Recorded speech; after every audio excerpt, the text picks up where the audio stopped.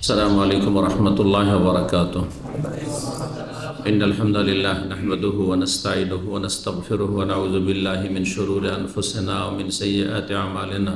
من يهده الله فلا مضل له ومن يضلل فلا هادي له وأشهد أن لا إله إلا الله وحده لا شريك له وأشهد أن محمدا عبده ورسوله صلى الله تعالى عليه وعلى آله وصحبه وسلم تسليما كثيرا. أما بعد، أعوذ بالله من الشيطان الرجيم. والذين لا يدعون مع الله إلها آخر ولا يقتلون النفس التي حرم الله إلا بالحق ولا يزنون ومن يفعل ذلك يلقى أثاما يضاعف له العذاب يوم القيامة ويخلد فيه مهانا.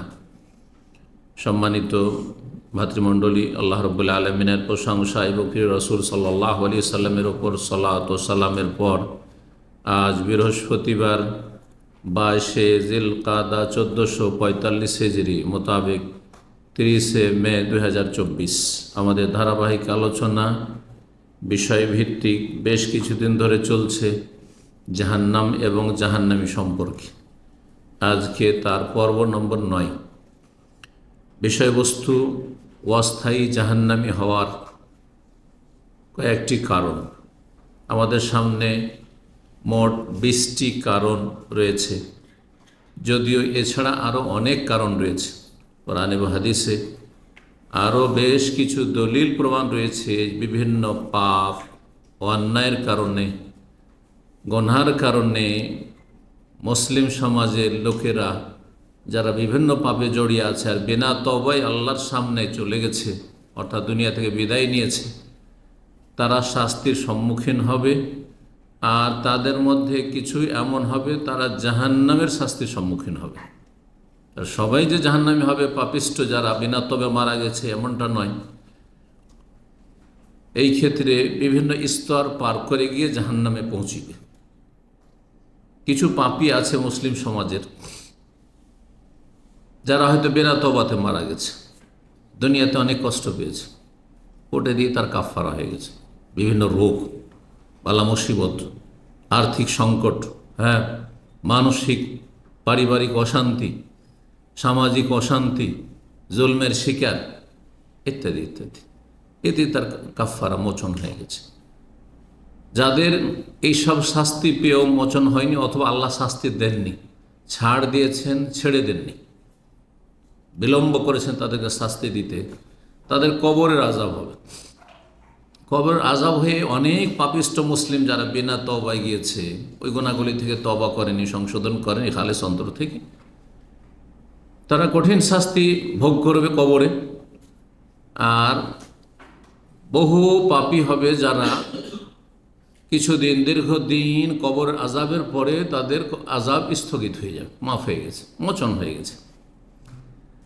আর কিছু এমন পাপী আছে মুসলিম সমাজে, না তারা মুসলিম, ঈমান ভঙ্গকারী নয়, বড় শিরক বড় কুফরি করে, নাস্তিক নয়, বেনামাজি একবারে নয়, তারপরে তারা মাজার পূজারী নয়, তারা হলুল ওয়াহাদাতুল ওজুদের কুফরি আকিদাই নয়, 12 ইমাম নিষ্পাপ, এই যে শিয়া রাফিজদের আকিদা, এসব কুফরি শিরকি আকিদাও তাদের ছিল না। তারা ইসলামকে টিকিয়ে রেখেছিল, কিন্তু এত দুর্বল ঈমান ইসলাম ছিল যে 5 ওয়াক্ত সালাত ঠিক ছিল, তারপরে শিরক মুক্ত ছিল, নাস্তিকতা মুক্ত ছিল, তবে বহু পাপে জড়িয়েছিল। কবরের আযাব চলতে চলতে কবর থেকে উঠে হাসর মাঠে হাজির হয়ে যাবে, তবুও তাদের পুরো পাপের শাস্তি সম্পূর্ণ হয়নি, আরও শাস্তি বাকি আছে। তখন হাসর মাঠের আযাব, ঘামে হাবুডুবু করলো, আর বহু অশান্তি, বহু কষ্ট ভোগ করলো হাসরের মাঠে। তারপরেও যদি কাফারা না হয়, তখন জাহান্নামে নিক্ষিপ্ত হবে। তাহলে জাহান্নামে যারা অস্থায়ী জাহান্নামী, তারা কত পাপ করে আল্লাহর সামনে হাজির হয়ে চিন্তা করুন। আমার এই ভূমিকা থেকে আশা করে বুঝতে পারছেন, অল্প স্বল্প কাবিরা গুনাহ যদি থাকে তো দুনিয়ার মেলা শাস্তি পেয়েছে, অথবা কবরের শাস্তি পেয়েছে, যাতে মোচন হয়ে গেছে। কিন্তু যাদের কাবিরা গুনাহ অনেক বেশি, এত শাস্তি পেয়েও মাফ হয়নি, কবরে আযাব দিয়েও তাদের মোচন হয়নি, কাফারা হয়নি, তখন জাহান্নামে তারা যাবে। কিন্তু যেহেতু মুসলিম ঈমান ভঙ্গকারী নয়, মুরতাদ হয়ে যায়নি, ইসলামের গণ্ডি থেকে বেরিয়ে যায়নি, সেই জন্য চিরস্থায়ী জাহান্নামী হবে না। গত সপ্তাহের আলোচনা ছিল চিরস্থায়ী জাহান্নামী, তার 10টি কারণ বর্ণনা করেছিলাম। এখান থেকে কেউ বুঝবেন না যে 10টির বেশি কারণ নেই, আরও কিছু কারণ এমন আছে যেগুলির কারণে মানুষ ইসলাম থেকে বহিষ্কৃত হয়ে যায়, অথবা বড় কুফরি, বড় শিরকের কারণে তারা চিরস্থায়ী জাহান্নামী আছে। কিন্তু অধিকাংশগুলি বা মোটামুটি এমন গুরুত্বপূর্ণ কিছু পয়েন্ট চলে এসেছে, প্রায় সবগুলি না হলেও বেশিরভাগ বিষয়গুলি বা বেশিরভাগ এরকম স্থায়ী জাহান্নামীগুলি সম্পর্কে আলোচনা হয়ে গেছে। অস্থায়ী জাহান্নামী যারা হবে তাদের আলোচনায় অনেক পাপী এরকম আছে, আর অনেক পাপ আছে যেসব পাপের কারণে, অন্যায়ের কারণে তারা জাহান্নামে যাবে। আমরা ধারাবাহিক আলোচনা করবো ইনশাআল্লাহ তাআলা, আজকে যতটা সম্ভব, আর তারপরে সামনে সপ্তাহে 10 নম্বর পর্বে আমরা জাহান্নাম এবং জাহান্নামী সম্পর্কে আলোচনা সম্পন্ন করব। তাহলে আর কথা না বাড়িয়ে আমরা আসি প্রথম কারণ অস্থায়ী জাহান্নামী হওয়ার, বা প্রথম অস্থায়ী জাহান্নামী কারা। 1 নম্বর, যারা মাতা পিতার অবাধ্য, মাতা পিতাকে কষ্ট দিয়েছে, মাতা পিতাকে কষ্ট দিয়েছে, মাতা পিতার নাফরমানি করেছে, অকুকুল ওয়ালিদাইন। আল্লাহ নির্দেশ দিয়েছেন বিররুল ওয়ালিদাইন, যে পিতা মাতার সাথে সদাচরণ, সদ্ব্যবহার করো। অবিল ওয়ালিদাইন এহসানা, এহসান করো, তাদের মাধ্যমে তোমার এহসান আল্লাহ করেছেন। তারা কত কষ্ট করে, বাপ আপন ফিল্ডে কষ্ট করেছে, মা আপন ফিল্ডে কষ্ট করেছে, কত কষ্ট করে এত দূর তোমাকে পৌঁছেছে, আর আজকে সে বাবা মাকে কষ্ট দিচ্ছ। এর জন্য জাহান্নামে যেতে হবে। কিন্তু যদি ঈমান ইসলাম ঠিক থাকে, যেমনটা বললাম, স্থায়ী জাহান্নামী হবে না। তো কেমন জাহান্নামী হবে? কিছুকাল, দীর্ঘকাল, লক্ষ লক্ষ বছর, কোটি কোটি বছর হইতে পারে, জি আল্লাহ ভালো জানেন। আর তারপরে এমন একটা সময় আসবে যে প্রতিটি মুমিন মুসলিম যতই পাপী হোক না কেন, তাদের তৌহিদ, আল্লাহর একত্বের বদৌলতে, আর তৌহিদের বহি প্রকাশ হচ্ছে 5 ওয়াক্ত সালাত। বলবেন না কিন্তু তৌহিদ মানে যে শুধু লা ইলাহা ইল্লাল্লাহ পড়েছিল বা জন্মসূত্রে লা ইলাহা ইল্লাল্লাহ কলমাটি পেয়েছিল, এটা মোটেই নয়। কিন্তু লা ইলাহা ইল্লাল্লাহ মানে আল্লাহ ছাড়া সত্য মাবুদ নেই। তার মানে একজন মানুষ ঘোষণা করছে, সাক্ষী দিচ্ছে যে আমার সত্য মাবুদ, উপাস্য আল্লাহ। তাহলে মাবুদ এবাদত থেকে তো সর্বনিম্ন এবাদত লাগবে। এই সর্বনিম্ন এবাদত ঈমান ইসলামকে রক্ষা করার জন্য হচ্ছে 5 ওয়াক্ত সালাত, 17 রাকাত, এর বেশি পড়ে না, না পড়ে, এতে ঈমান ইসলাম টিকে থাকে। আমার এই মেসেজ বেনামাজি, আধা নামাজিদের জন্য, যারা 17কে 15 পড়ে, ফজর পড়ে না, মাঝে মাঝে ফুল পড়ে, মাঝে মাঝে হাফ পড়ে, মাঝে মাঝে পড়ে, মাঝে মাঝে পড়েই না, মাঝে মাঝে অনেক বেশি পড়ে, কোনো বছরে তারাবি ছাড়ে না, নফল সুন্নত অনেক পড়ে যখন পড়ে, আর যখন পড়ে না তো ফরজও পড়ে না। সতর্ক, সাবধান।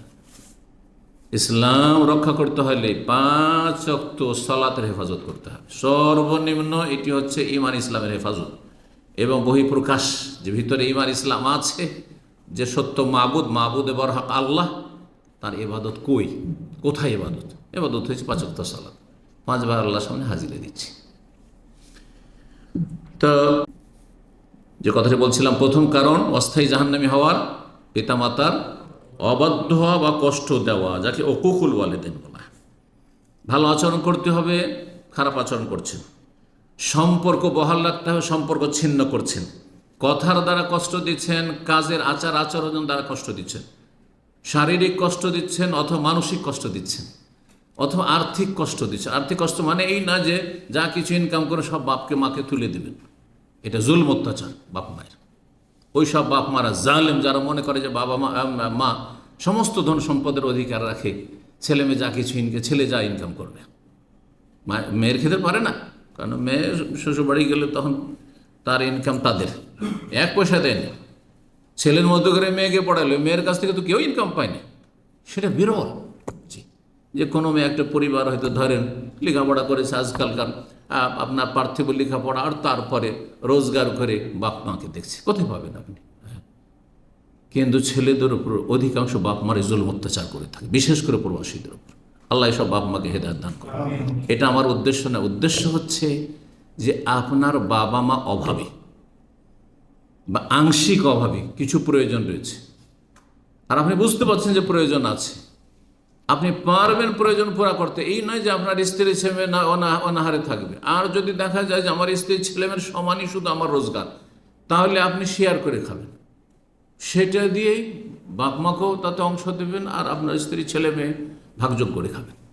এইভাবে বাবা অসুস্থ, মা অসুস্থ, চিকিৎসার ব্যবস্থা দিতে হবে, বস্ত্র নেই, ঘর বাড়ি নেই, দিতে হবে, ইত্যাদি ইত্যাদি। জি, আরও মাঝে মধ্যে যদি সচ্ছল থাকে মাঝে মধ্যে হাতিয়া তোফা উপঢৌকন কিছু দিলেন, টাকা পয়সা দিলেন, যথেষ্ট যথেষ্ট। কিন্তু কথা বা কাজের মাধ্যমে আচার আচরণে চলাফেরাই যেন আপনি মানসিক শারীরিক কোনো রকম কষ্ট না দেন। অনেক সময় শারীরিক কষ্ট দেয় না, কখনো বাপ মায়ের উপর হাত তুলে না হয়তো, কিন্তু মানসিক কষ্ট দিয়ে থাকে, মেন্টাল টর্চার করে থাকে, ভালো আচরণ করে না। ভাব যে কত কষ্ট করে মাথার ঘাম পায়ে ফেলে মানুষ করেছে, কিন্তু তার সাথে একটা ভালো ভাষা ব্যবহার করে, তার সাথে বসতে চাই না। হ্যাঁ, বড় হওয়ার পরে শিক্ষিত হয়েছে, একটু পয়সাওয়ালা হয়েছে, অথবা একটা ভালো চাকরি পেয়েছে, তখন আর বাপ মায়ের, বুড়ো বাপ মায়ের পাশে বসাটা যেন তার জন্য সে ছোট হয়ে যাচ্ছে, সময় দিচ্ছে না, নিজের রুমে ঢুকে থাকছে, স্ত্রীকে সময় দিচ্ছে, কিন্তু বাপ মায়ের সাথে 5 মিনিটও বসা সে যেন মানহানি মনে করছে, অথবা বসতে চায় না। এগুলো মানসিক কষ্ট দাও, মানসিক কষ্ট দাও। সেটা হচ্ছে বড় কাবিরা গুনাহ, জাহান্নামে যাওয়ার কারণ। এত সহজ বিষয় নয়। কারণ 1 নম্বরে আমি বাপ মায়ের নাফরমানি হচ্ছে বা বাপ মাকে কষ্ট দেওয়া হচ্ছে জাহান্নামে যাওয়ার কারণ কেন নিয়ে আসলাম? কারণ আল্লাহর হকের পরে সবচেয়ে বড় হক হচ্ছে কার? বাপ মায়ের। ওয়াবুদুল্লাহ ওয়ালা তুশরিকু বিহি শাইআন ওয়া বিল ওয়ালিদাইনি ইহসানা, আল্লাহর ইবাদত করে শিরিক করিও না। তারপরে ওয়াবিল ওয়ালিদাইনি ইহসানা, ওয়া কাযা রাব্বুকা আল্লা তা'বুদু ইল্লা ইয়্যাহু বিল ওয়ালিদাইনি ইহসানা। এইভাবে আল্লাহ রাব্বুল আলামিন বেশ কিছু আয়াতে আল্লাহর ইবাদতের সাথে তৌহিদের সাথে সাথে নির্দেশ দিয়েছেন। সেই জন্য যদি কারো আকীদা পুরোপুরি একবারে সালাফি আকীদা মানা যায়, ইবাদত বন্দেগীতে কোনো ত্রুটি নেই, মাশাআল্লাহ, ফরজ ওয়াজিবে কোনো ত্রুটি নেই, বরং সুন্নত নফলে মেলা, তাহাজ্জুদ গুজার, বাপ মাকে মানসিক শারীরিক কষ্ট দেয়, জাহান্নামে যেতে হবে। আল্লাহ হেফাজত করুন। যদি বিনা তওবাতে চলে যায়, আর এই তওবার জন্য শর্ত হচ্ছে বান্দার হক, যেহেতু আল্লাহর কাছে ক্ষমা চেয়ে হবে না, বাপ মায়ের কাছ থেকে ক্ষমা নিতে হবে, আর আল্লাহর কাছে ক্ষমা চাইবে। কারণ আল্লাহর হকও নষ্ট করলেন, বাপ মার নাফরমানি করে, কারণ আল্লাহর হুকুম অমান্য করেছেন, আর বাপ মাকে কষ্ট দিয়েছেন, সুতরাং বাপ মায়ের কাছেও তাদের বান্দার হক থেকে মুক্তি লাভের জন্য ক্ষমা চেয়ে অব্যাহতি হাসিল করতে হবে, মুক্তি লাভ করতে হবে। আল্লাহ তৌফিক দান করেন। বিষয়টি অত্যন্ত গুরুত্বপূর্ণ। ইম্মা ইয়াবলুগ, বিশেষ করে যদি বার্ধক্যে পৌঁছে যায় বাপ মা, আর পেয়েছেন আপনি সৌভাগ্য জান্নাত খরিদ করার জন্য, আপনার সৌভাগ্য, অনেকে পায়নি, অনেকে পায়নি এই সুযোগ, আপনি পেয়েছেন। অনেকের বাবা মা আগেই চলে গেছে, কত মনের আশা আকাঙ্ক্ষা যে এই সময় আল্লাহ রুজি রোজগার দিয়েছেন, পয়সা দিয়েছেন, আর সুখ দিয়েছেন, এই সুখে যদি বাপ মাকে নিয়ে থাকতে পারতাম, বাপ মার সাথে ভালো দুটো কথা বলতাম, পাই না, উনি পেয়েছেন। ইম্মা ইয়াবলুগান্না ইনদাকাল কিবারা আহাদুহুমা আও কিলাহুমা, যদি বার্ধক্যে পৌঁছে যায় তাদের উভয়ে, অথবা একজন, বাপকে পেলে অথবা মাকে পেলে, অথবা দুইজনকে পেলে। সাধারণত বাপ মা যতদিন সবল থাকে, সুস্থ থাকে, ততদিন কষ্ট দেওয়ার সাহস খুব কমই করে। কিন্তু যখন বুড়ো হয়ে যায়, তখন মাথার বোঝা হয়ে যায় অনেকের, ভালো মানুষদের জন্য, নামাজিদের জন্য, যার ফলে বিশেষভাবে আল্লাহ এখানে করছেন। কারণ যখন বুড়ো হয়ে গেছে, তখন খেজুর চুষে চুষে শুধু বীজটা আছে, আঁটিটা আছে, আর কিচ্ছু নেই, আর রসকস নেই। আর পাবে কি এর কাছে? বিশেষ করে ধন সম্পদ যদি তার নামে না থাকে, আগেই যদি মূর্খামি করে লিখে দিয়ে থাকে ছেলে মেয়েদের নামে, তাহলে তো বলতে হবে না। অধিকাংশ ভালো ছেলেও খারাপ আচরণ করে থাকে। এই জন্য ভালো কাজ নয় যে জীবদ্দশায়ী কোনো বাপ মা ছেলে মেয়েকে জমি জায়গায় ধন সম্পদ লিখে দেবে, বাড়িঘর লিখে দেবে না, মোটেই না। মানা যাবে আল্লাহ যেভাবে ভাগ করে সেভাবে ভাগ করে নেবে। আল্লাহ স্বয়ং ভাগ করে দিয়েছে। ফালা তাকুল্লাহম উফ, ওহ কথাটি বলিও না, আহ কথাটি বলিও না। আরে বিরক্তি প্রকাশ করা। উফ হচ্ছে ঠিক আমাদের ভাষায় যে বিরক্তি প্রকাশের জন্য বিভিন্ন ভাষা ভঙ্গিমাগুলি রয়েছে, সেটাও চলবে না। যদি বিরক্তিকর কথা হয়, অনেক সময় বুড়ো হয়ে গেছে, কথা বলতে গিয়ে অন্যরকম হয়ে যাচ্ছে, ব্যালেন্স ঠিক থাকছে না, আপনি বিরক্তি প্রকাশ করতে পারবেন না। জি, সবর করতে হবে আপনাকে। আপনার জন্য কতবার সবর করেছে, কত সবর করেছে চিন্তা করুন। আপনি কত কষ্ট দিয়েছেন, রাতের পর রাত, দিনের পর দিন অসুস্থ থেকেছেন, ঘুম নেই, কিচ্ছু নেই, এইভাবে বাপ মা মানুষ করেছে, ভুলে গেছেন সব। আল্লাহ যেন স্মরণ রাখার তৌফিক দান করেন। ও আহসান কামা আহসান আল্লাহ ইলাইক, তুমি ভালো আচরণ করো যেমন আল্লাহ ভালো আচরণ করেছেন বা করিয়েছেন কারো কথা। ফালা তাকুল্লাহ উফ ওয়ালা তানহারহুমা, ধমক দিও, গরম মেজাজও কথা বলিও না। ওয়াকুল্লাহুমা কওলান কারীমা, কি বলতে হবে? সম্মানজনক কথা বলিও। তাহলে কথা ওজন করে বলতে হবে, যে কোনটাতে সম্মান আছে, কোনটাতে সম্মান হানি আছে, কোনটাতে ছোট করা হচ্ছে। সম্মানজনক কথা বলতে হবে, নমনীয় হয়ে যেতে হবে। ছেলে মেয়ে বাবা মায়ের কাছে যত নমনীয় বিনয়ী হবে, তত বেশি আদর স্নেহ পাবে। এটা ছেলে মেয়েদেরকে বুঝিয়ে নিতে হবে ভালো করে, এবং ছেলে মেয়ে যাদের আছে তাদেরকে বুঝিয়ে দিতে হবে। হ্যাঁ, যে রক্ত গরম হওয়ার পরে আর পকেটে পয়সা, পকেট গরম হওয়ার পরে অনেকেই ভুলে যায় বিনয়ী হইতে, বাপ মায়ের সামনে বাহাদুরির সাথে চলাফেরা করছে না, ভক্তি কমে যাবে, স্নেহ কমে যাবে, মায়া মমতা কমে যাবে, অন্তর থেকে ছড়ে ফেলে দেবে ধীরে ধীরে। এটা প্রাকৃতিক বিষয়, ধীরে ধীরে স্বাভাবিকভাবে অন্তর থেকে বের করে ফেলে দেবে।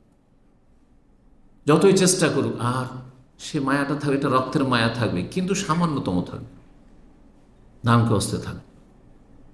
এই জন্য আল্লাহ বলছেন ওয়াকফিদ লাহুমা জানাহা যুল্লি মিনার রাহমা।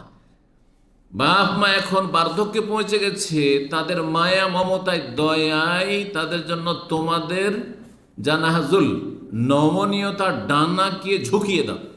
পাখির ডানার সাথে তুলনা করা হয়েছে। পাখি যেমন ডানাকে ঝুঁকিয়ে দেয়, হ্যাঁ, বাচ্চাগুলোকে সুরক্ষিত করার, হেফাজত করার জন্য, আপনিও একবারে ঝুঁকে যান, ঝুঁকে কথা বলেন। এই নয় যে চোখে চোখ মিলিয়ে। সালাফগণ বলেছেন যে কোনো ছেলে বা মেয়ে বাপ মার চোখে চোখ মিলিয়ে কথা বলে এভাবে, তাহলে সেটাই হচ্ছে নাফরমানি করা, সেটাই হচ্ছে বাপ মাকে কষ্ট দেওয়া। চোখ নিচে করে কথা বলতে। কয়জন আছেন আজকাল, কয়জন নামাজি আর সহি আকীদার দাবিদাররা এরকম চরিত্রের আছেন? জি, চোখে চোখ দিয়ে কথা বলা যাবে না। জি, যে যাকে খুব বড় মনে করা হয়, চোখে চোখ মিলিয়ে কথা বলতে লজ্জা পায় মানুষ। এটা দেখবেন, অনুভব করে, বিশেষ করে যার মধ্যে আদব কায়দা আছে। যার মধ্যে যত বেশি আদব কায়দা আছে, চোখে চোখ মেলাতে সাহস করবে না বড়দের সামনে এভাবে কথা বলে, লজ্জায়।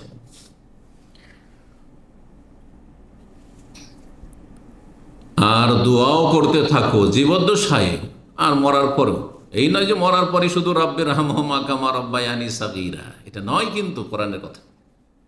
দুনিয়া তো রহমতের প্রয়োজন রয়েছে, আর দুনিয়া থেকে বিদায়ের পরে, ইন্তেকালের পরে রহমতের প্রয়োজন রয়েছে। যদিও মানুষের দুনিয়া থেকে বিদায়ের পরে রহমত ছাড়ার কোনো উপায় নেই, আর দুনিয়াতে আল্লাহর রহমতের ওসিলার জন্য নিজেও আমল করতে পারছে, তারপরে রহমতের প্রয়োজন রয়েছে। আল্লাহর রহমত ছাড়া কে এক মুহূর্ত দুনিয়াতে বাঁচতে পারে? সুতরাং রব্বির হামহুমা কামা রাব্বায়ানি সাগীরা, যাদের বাবা মা বেঁচে আছে তারাও করবে, আর যাদের নেই তারাও করবে। নবী সাল্লাল্লাহু আলাইহি ওয়াসাল্লামের হাদিস মুসনাদ আহমদে নাসাইতে রয়েছে, লা ইয়াদখুলুল জান্নাতা মান্নানুন, যে কারো উপকার করে খোটা দেয় সে জান্নাতে যাবে না। ওয়ালা আকুন, আর যে বাপ মাকে কষ্ট দেয় সে জান্নাতে যাবে না। ওয়ালা মুদমেনু খামর, আর যে মদ পানে অভ্যস্ত, একবার মদ পান করেছে কাবিরা গুনাহ, কিন্তু মদ পানে অভ্যস্ত হলে জাহান্নামে যেতে হয়, জাহান্নামে যেতে হয়। মদ খেলে যদি জান্নাতে যায়ও শাস্তি পাওয়ার পরে, তো একটি হাদিস লাম ইয়াশরাবু ফিল আখিরা, জান্নাতের মদ থেকে যে জান্নাতের নিয়ামত, একটি বড় নিয়ামত মদের নহর রয়েছে সেখানে, তা থেকে বঞ্চিত থাকবে। তো এই ছিল 1 নম্বর। 2 নম্বর বিষয় হচ্ছে আত্মীয়তার সম্পর্ক বিচ্ছিন্ন করা। কারণ এর সম্পর্ক বাপ মায়ের হকের সাথেই, যদিও সেটাতে বেশি ব্যাপকতা আছে, কিন্তু বাপ মা সবচাইতে বেশি নিকটাত্মীয়। বাপ মার চাইতে নিকটাত্মীয় দুনিয়া তার কেউ আছে নাকি? না, কেউ নেই। ওপর দিয়ে গেলে বাপ মা, আর নিচের দিয়ে গেলে ছেলে মেয়ে, এরা সবচেয়ে নিকটাত্মীয়। তো সিলাতুল আরহাম মানে আত্মীয়তার সুসম্পর্ক। আত্মীয়তার সুসম্পর্কের যখন কথা বলবেন, তখন প্রথম ধাপে আসবে বাপ মা আর ছেলে। তাহলে বাপ মায়ের সাথে সম্পর্ক ছিন্ন করলে জাহান্নামে যেতে হবে। ছেলে মেয়ের সাথে সম্পর্ক ছিন্ন করেন যদি, আর সেটা অন্যায়ভাবে হয়, তাহলে জাহান্নামে যেতে হবে। কেন এখানে বললাম অন্যায়ভাবে হয়? বাপ মা যদি অন্যায় করে, কাফেরও হয়, আর বদ চরিত্রহীন হয়, মদখর হয়, তবুও ভালো আচরণ করতে হবে। কিন্তু ছেলে মেয়েকে শাসন করার জন্য, আদব শিখানোর জন্য সম্পর্ক ছিন্ন করা যাবে। আব্দুল্লাহ ইবনে উমর রাদিয়াল্লাহু তাআলা আনহুমা তিনি বলছেন যে নবী সাল্লাল্লাহু আলাইহি ওয়াসাল্লামের হাদিস, তোমরা তোমাদের মহিলাদেরকে, অভিভাবকরা, স্বামী স্ত্রী যদি মসজিদে যেতে চায়, বিশেষ করে রাত্রে, বাধা দিবে না। লা তামনাউ ইমা আল্লাহ মাসাজিদ আল্লাহ ওয়া বুয়ুতুহুন্না খায়রুল লাহুন্না, তবে বাড়িটা বেশি উত্তম। তখন বেলাল বিন আব্দুল্লাহ বিন ওমরের ছেলে, মানে ওমর আমিরুল মুমিনের পোতা নাতি, সে বলছে, ওয়াল্লাহ, আল্লাহর কসম, আজকাল ফিতনার যুগ, লা নামনাহুন্না, আমি আমার স্ত্রীকে যেতে দেবো না। আব্দুল্লাহ বিন ওমর এত সুন্নতের পাবান, আল্লাহর সন্তুষ্টির জন্য এবং নবীর মহব্বতে। ছেলের মহব্বত কোথায় আর নবীর মহব্বত কোথায়? আমি বলছি কালা রাসূলুল্লাহ, রাসূল বলেছেন, আর তুমি বলছো আমি বাধা দেব নবীর নাফরমানি করে? মা কাল্লাম তোকা বাদ, জীবনে তোমার সাথে আর কথা বলবো না। আর কথা বলেননি তিনি, শাসন করার জন্য। তো অবাক করে ফিরে আসে, সংশোধন করে, ঠিক আছে। তো শাসনমূলক হলে, কিন্তু সেখানে হেকিমের মধ্যে হইতে হবে, বাপ মাকে ডাক্তারের মতো, যে এই অবাধ্য ছেলের সাথে সম্পর্ক ছিন্ন করলে উপকার হবে, মানে আদব শেখানো যাবে, সোজা করা যাবে না সম্পর্ক রেখেই তাকে ঠিক করা যাবে। অনেক সময় দেখা যাচ্ছে যে পরিবেশ প্রতিকূল, উল্টো পরিবেশ, ইসলাম পরিপন্থী পরিবেশ, নাপাক পরিবেশে বাস করে, কাফেরদের মাঝে বসবাস করে, পাপিষ্ঠদের মাঝে বসবাস করে, খারাপ সঙ্গ পেয়ে গেছে, মদ গাঁজার দিকে চলে যাচ্ছে। আপনি যদি বলেন যে বাপ মা তোকে বাড়িতে চড়তে দেবো না, তোর সাথে কোনো সম্পর্ক রাখবো না, সে হয়তো মদ খাচ্ছিল, এখন হিরোইন খাওয়া, গাঁজা খাওয়া শুরু করবে। চোর হয়নি, চোর ডাকাত হয়ে যাবে। তখন যে গাঁজার পয়সা জুটে না, তখন যেখানে সেখানে কি করে খুন করে ফেলবে, পয়সা দেন। বোঝা গেছে না? তাহলে বোঝা গেল যে সব জায়গাতে সব ওষুধ দেওয়া যায় না, সব রোগীকে সব ওষুধ দেওয়া যায় না। জি, এইরকম হইতে হবে। বাপ মাকে, মুরব্বী যিনি তরবিয়ত করবেন, তাকে খুব বিচক্ষণ হইতে হবে কোরআন সুন্নাহর আলোকে। আল্লাহ তৌফিক দান করেন। কখনো সম্পর্ক রেখে সংশোধন করা সম্ভব হবে হয়তো, কখনো সম্পর্ক ছিন্ন করলেই কি হবে, সংশোধন করা সম্ভব হবে। তাহলে আত্মীয়দের সাথে সম্পর্ক, আত্মীয় কারা? আত্মীয় শ্বশুর বাড়ির লোকেরা নাই, এটা আমাদের দেশীয় আত্মীয়। কোন আত্মীয়? এটা হচ্ছে এমনি আত্মীয়, বাংলার আত্মীয়, কিন্তু আরবিতে যে সিলাতুল আরহাম, আরহাম রহিমের বহু বচন। আর রহিম মানে হচ্ছে জরায়ু, রহিম মানে জরায়ু। তো যার সাথে, যেসব লোকদের সাথে আপনার জরায়ু সম্পর্ক আছে, সেটা হচ্ছে আপনার বাপের বংশ না হয় মায়ের বংশ। তাহলে আত্মীয় হচ্ছে আপনার, যাদের সাথে সম্পর্ক ছিন্ন করলে জাহান্নামে যেতে হবে, তারা হচ্ছে হয় আপনার বাবার বংশ না হয় মায়ের বংশ। চাচাদের সাথে সম্পর্ক ছিন্ন করে রেখেছেন, চাচাতো ভাইদের সাথে সম্পর্ক ছিন্ন, মামাদের সাথে, নানার সাথে সম্পর্ক ছিন্ন, মামাদের সাথে, খালাদের সাথে, ফুফুদের সাথে সম্পর্ক ছিন্ন। এরা, বোঝা গেছে? তার মানে এই নয় যে শ্বশুর শাশুড়ির সাথে সম্পর্ক ছিন্ন করবেন।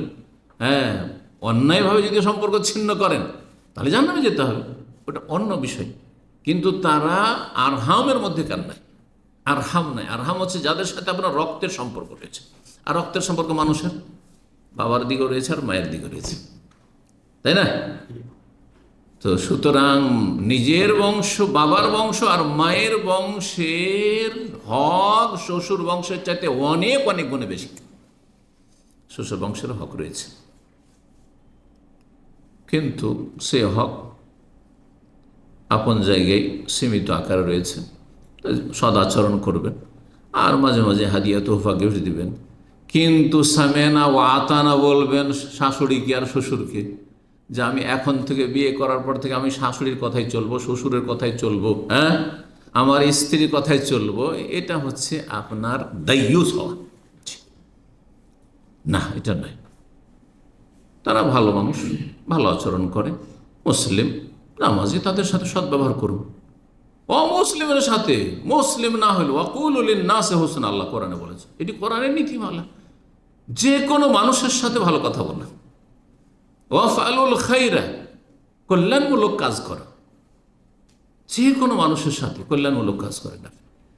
কিন্তু নিজের বংশ, মায়ের বংশ, বাবার বংশের হক রয়েছে, তাদের সাথে কেউ যদি সম্পর্ক ছিন্ন করে অথচ শরীয়তে তার কোনো অবকাশ নেই, বৈধতা নেই, তাহলে জাহান্নামে যেতে হবে। রাসূলুল্লাহ সাল্লাল্লাহু আলাইহি ওয়াসাল্লামের হাদিস, জুবাইর বিন মুতঈম রাদিয়াল্লাহু আনহু বর্ণনা করেছেন, লা ইয়াদখুলুল জান্নাতা কাতিউন, সম্পর্ক, আত্মীয়তার সম্পর্ক ছেদকারী জান্নাতে যাবে না। মুত্তাফাকুন, বুখারী মুসলিমের হাদিস। জি।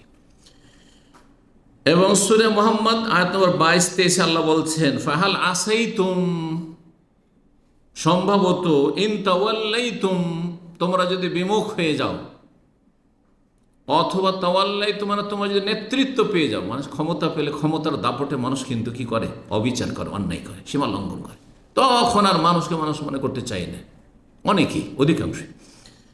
আনতুফসিদু ফিল আরদ, ইসলাম বিমুখ হয়ে গেলে, ওহীর বিধান বিমুখ হয়ে গেল, মানুষ কি করে, পৃথিবীতে বিপর্যয় সৃষ্টি করে, ফিতনা ফাসাদ করে, অশান্তি সৃষ্টি করে।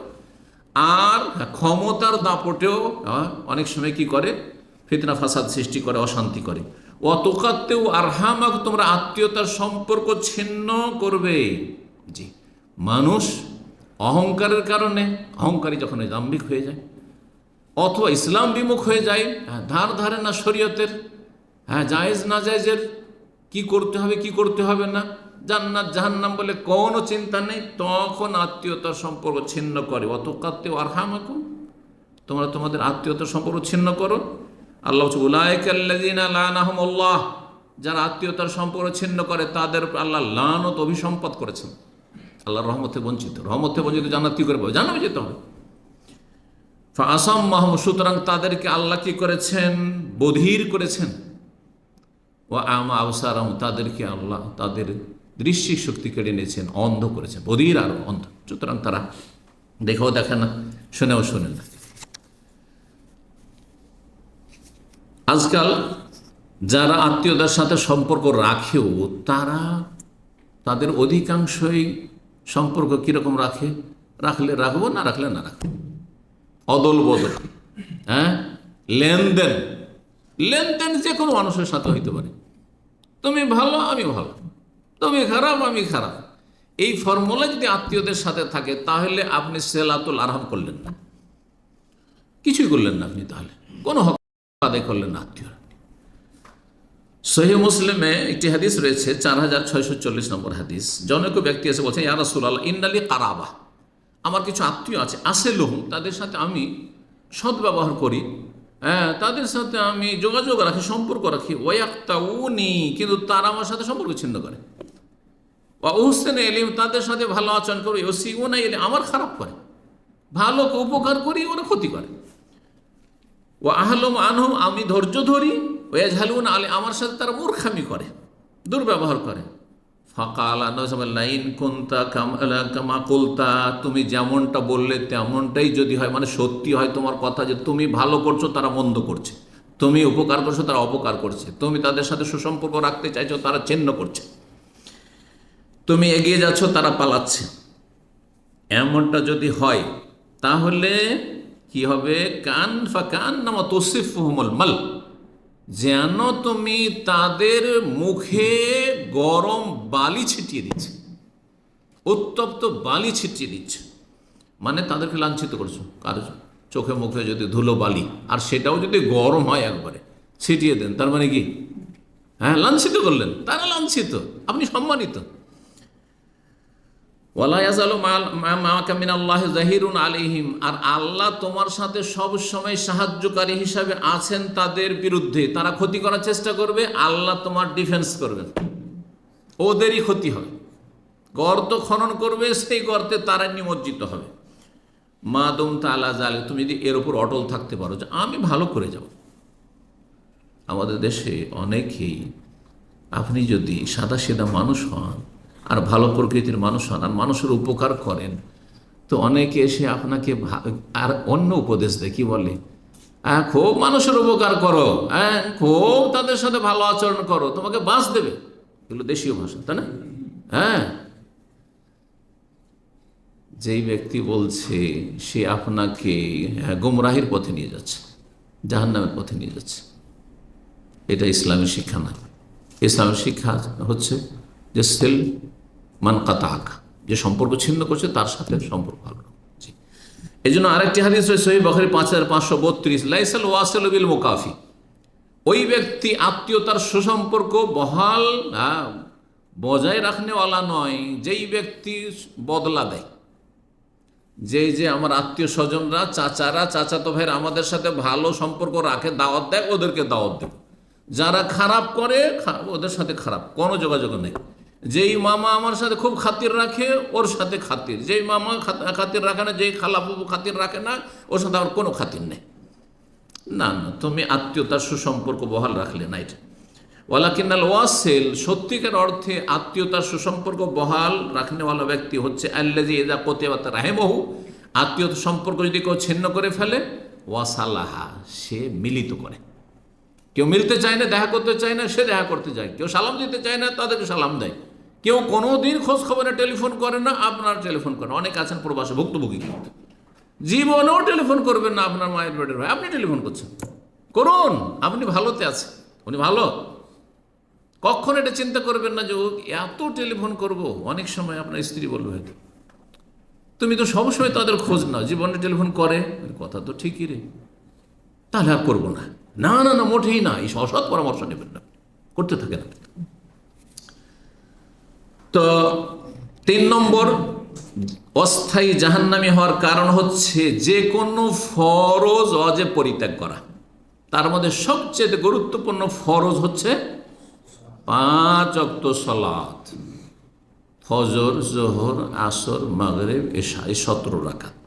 যদি কেউ ছাড়ে তাহলে জাহান্নামে যেতে হবে, তাহলে জাহান্নামে যেতে হবে। দলিল কোরআনে কারীমে রয়েছে আর হাদিসও রয়েছে। আল্লাহ বলছেন সূরা মারইয়ামের আয়াত নম্বর 59, ফাখালাফা মিন বাদিহিম খালফুন, ভালো মানুষদের পরে এমন একটি অবাঞ্ছিত জাতি আসলো বা আসবে, আদাউস সালাহ, যারা সালাতকে বিনষ্ট করবে, অত্যাবহ শাহওয়াত, তারা কুপ্রবৃত্তির অনুসরণ করবে, মনের পূজা করবে, মনের কামনা বাসনার পূজা করবে। মন চাইছে চল নামাজটা পড়ে আসি, গেল। মন চাইছে যে ফজর যাব না, গেল না, 4 পড়ব। মন চাইছে শীতকালে পড়ব, হ্যাঁ রাত লম্বা, গম হয়ে গেছে। আর গ্রীষ্মকালে এই রাত এত ছোট, ফজর পড়ব না, যাব না, সূর্য উঠিয়ে দিল। অত্যাবহ শাহওয়াত, কুপ্রবৃত্তির অনুসরণ করলো, সালাত নষ্ট করলো আর মনের পূজা করলো। কখনো কখনো 5 ওয়াক্ত মনের পূজায় 5 ওয়াক্ত পড়লো, আর কখনো কখনো ছাড়লো তো 5-ই ছাড়লো, নাই 2 ছাড়লো, 3 ছাড়লো, ইচ্ছা মতো, আমার মর্জি মোতাবেক নামাজ পড়ি। যদি এমনটা হয় তাহলে তারা হচ্ছে মনের পূজারী। ফাসাউফা ইয়ালকাউনা গাইয়া, শীঘ্রই তারা গাই নামক জাহান্নামের সম্মুখীন হবে। গাই একটি জাহান্নামের নাম, জাহান্নামের একটি স্তরের নাম।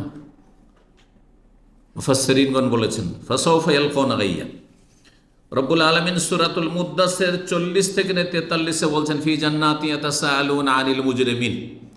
জান্নাতীরা চলে গেছে আর ওদের গ্রামের বা বন্ধু মহলের আত্মীয় স্বজনের অনেককে জান্নাতে খুঁজে পায় না। বন্ধু বান্ধব, এরা স্কুল কলেজের বন্ধু ছিল, এরা মাদ্রাসার বন্ধু ছিল, তো এরা প্রবাসে আমাদের সাথে একই কোম্পানিতে বা দাম্মা এদেরকে দেখেছি। হ্যাঁ, কোথায় এরা? পাই না কেন এদেরকে খুঁজে? জিজ্ঞাসা করবে, এতে সাআলুনা, একে অপরকে জিজ্ঞাসা করবে, আনিল মুজরিমিন, ওই সব পাপিষ্ঠদের সম্পর্কে, অপরাধীদের সম্পর্কে।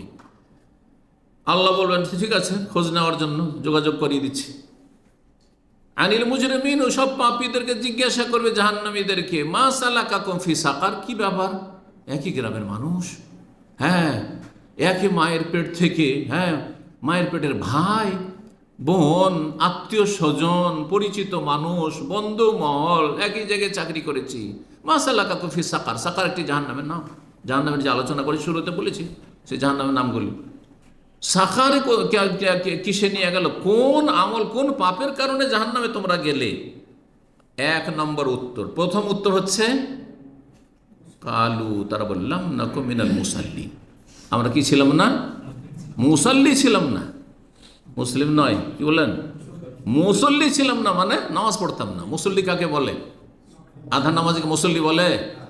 তাহলে বোঝালে পাকা নামাজি। 5 ওয়াক্ত নামাজ পড়লে মুসল্লি বলা হয়। তার 5 ওয়াক্ত যে নামাজি সে জান্নাতে যাবে, আর যারা মুসল্লি নয়, আধা নামাজি, তারা জান্নাতে যেতে পারবে না।